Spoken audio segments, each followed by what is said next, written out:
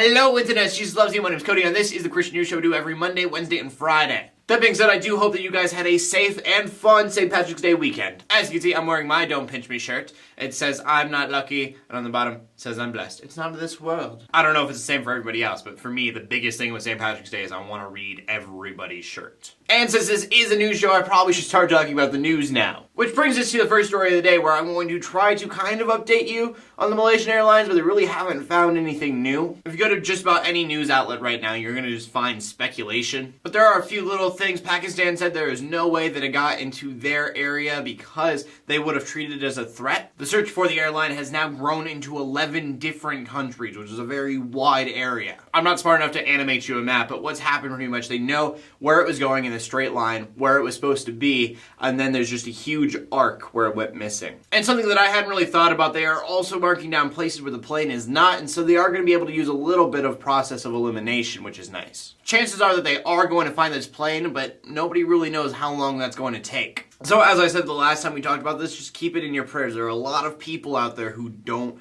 know what happened to their family. And our next story is about the Westboro Baptist Church. And the reason that we are talking about the Westboro Baptist Church is because some of Fred Phelps' family members are saying that he may be on his deathbed. And the actual church has denied this, saying that he is really ill, but there's no saying that he's actually going to die. And so I just want to be the first to say that I am a work in progress. I don't always have the most Christian of thoughts. When I first read this, the only sad thought I had in my head was, man, I wish he'd wait just a little bit longer so I had enough money to go out and picket his funeral. But first of all, that is incredibly hypocritical of me. And second of all, I guess I should be kind of disappointed that he never actually understood the grace and love of God. Nathan Phelps, one of Fred Phelps' sons, is no longer part of the church, and he said that he's really angry that he is unable to even talk to his father because the church is not allowing him or any other family members that have left the church to do so. Which, if I'm honest, that really doesn't surprise me in any way. And this is weird for me because I thought that when I would hear that Fred Phelps is dying, I would be excited. Not because I would be celebrating a death by any means, just because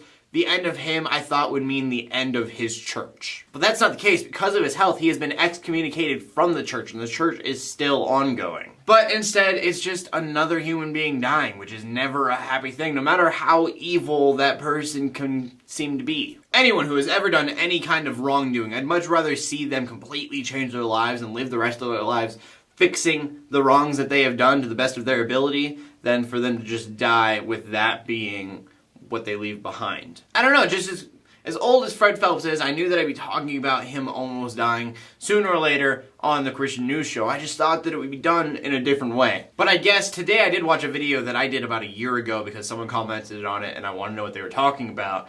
And it's very obvious how much my opinions changed. Just like over the last year, they've changed so much. There are definitely just a lot of thoughts and opinions that I used to have that I guess I've just kind of grown out of. And from that we go to the final story of the day, and the final story of the day is just some new research that has come out. And it's just a finding that says that 21% of the United States citizens do not believe that religion is all that important. And to all of you out there who I know are going, well, it's not about religion, it's about a relationship with Christ. It's the outside world, it's religion, okay? And just a little mini rant here. This bugs me so much that people do this.